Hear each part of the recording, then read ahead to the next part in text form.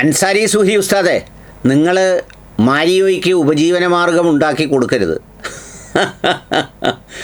ഉപജീവനമാർഗത്തിൻ്റെ സാധ്യതകൾ തേടുന്നതിന് വേണ്ടി പല മാർഗങ്ങൾ ആരായുന്നതിനിടയിൽ നിങ്ങളെ കയറി ചൊറിയുമ്പോൾ നിങ്ങൾ തിരിച്ചതിന് കൊടുക്കുന്ന മറുപടികൾ മുറിച്ചിട്ട് 10-12 സംഗതികളായി ജീവിക്കാൻ വേണ്ടിയുള്ള ശ്രമം നടത്തി ഒരു കാലത്ത് ആ ചെന്നിടത്തെ മനുഷ്യരെ മുഴുവൻ പറ്റിച്ച് തേച്ച് ഊഞ്ഞാലാട്ടി ഊർമിളയാക്കി ജീവിച്ചു പോരുന്ന പുള്ളിക്ക് ഇപ്പോൾ മാർഗവും പഴുതും ഒന്നുമില്ലാതെ അച്ചാറിട്ട പരുവത്തിലിരിക്കുമ്പോൾ അതിലേക്ക് തേൻ ഒഴിച്ചു കൊടുത്ത് അതിനെ ഒരു വലിയ വിഭവമാക്കി മാറ്റാൻ നിങ്ങൾ ശ്രമിക്കരുത് എന്നുള്ളതാണ് എൻ്റെ വിനീതമായൊരു അഭ്യർത്ഥന. കാരണം നിങ്ങൾ ശ്രമിക്കുന്നത് ഈ ഉപജീവനമാർഗം നൽകുന്നതിന് വേണ്ടിയും പുനരുജ്ജീവിക്കുന്നതിന് വേണ്ടിയും വീണ്ടും പഴയ പരിപാടികൾ തുടങ്ങുന്നതിന് കളമൊരുക്കി കൊടുക്കുന്നതിനും വേണ്ടി മാത്രമേ ഉപകരിക്കൂ. സംഗതി വേറൊന്നുമല്ല. ഈ അൻസാരി സൂഹി ഉസ്താദ് സാമൂഹ്യ മാധ്യമത്തിൽ വന്ന് കാര്യങ്ങൾ അവതരിപ്പിച്ച് അദ്ദേഹത്തിൻ്റെ സ്വതസിദ്ധമായ ഒരു ശൈലിയിൽ കാര്യങ്ങൾ പറയുകയും അദ്ദേഹത്തിൻ്റെ ആ സവിശേഷമായ വസ്ത്രധാരണവും ആ ശൈലിയുമൊക്കെ ആളുകൾക്ക് ഒരുപാട് ഇഷ്ടപ്പെടുകയും വളരെ പെട്ടെന്ന് വളരെ നുറുങ്ങ് ഭാഷയിൽ കാര്യങ്ങൾ കൈകാര്യം ചെയ്യാനുള്ള അദ്ദേഹത്തിൻ്റെ ഒരു മികവും പാഠവും ഒക്കെ കൊണ്ട് സാമൂഹ്യ മാധ്യമത്തിൽ വലിയ നിറഞ്ഞു നിൽക്കുന്ന ഒരാളാണ്. അദ്ദേഹത്തിൻ്റെ ആ വീഡിയോയിൽ കയറി സാക്ഷാൽ നമ്മുടെ ഈ പുള്ളി ഒന്ന് ചൊറിഞ്ഞു.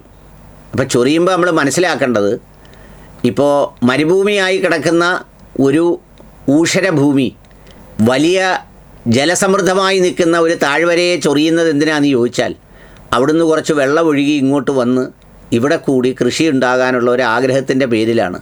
വലിയൊരു കർഷകനും കൃഷിക്കാരനുമായിരുന്നു മാരിയോ, നമുക്കെല്ലാവർക്കും അറിയാവുന്നതുപോലെ.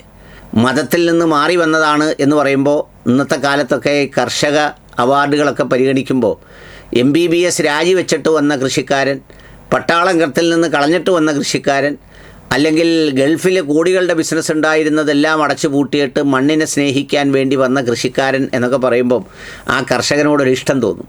സ്വാഭാവികമായി ഇദ്ദേഹം അവിടെ കൃഷിക്ക് എന്നപ്പോൾ അവിടുത്തെ ക്രൈസ്തവരായ ആളുകൾക്ക് ഒരുപാട് ഇഷ്ടം തോന്നി. കാരണം പുള്ളി വേറൊരു സ്ഥലത്തുനിന്ന് വന്ന കർഷകനായതുകൊണ്ട് അദ്ദേഹത്തിന് ഇഷ്ടം പോലെ വെള്ളവും വളവും ഒക്കെ എല്ലാവരും നൽകി.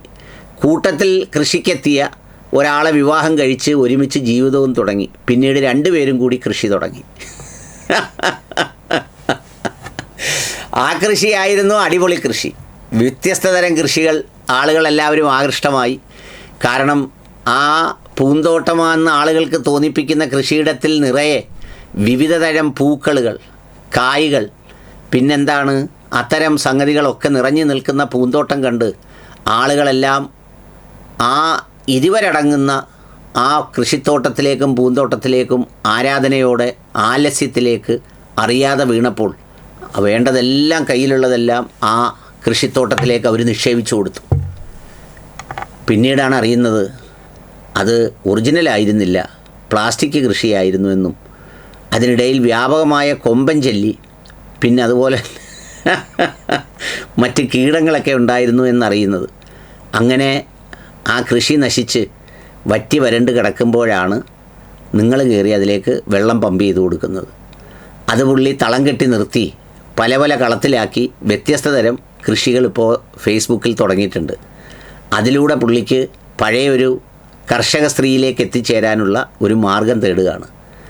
അതിന് നിങ്ങൾ വെള്ളം ഒഴിച്ചു കൊടുക്കരുത് എന്ന് വിനീതമായൊരു അഭ്യർത്ഥനയുണ്ട്.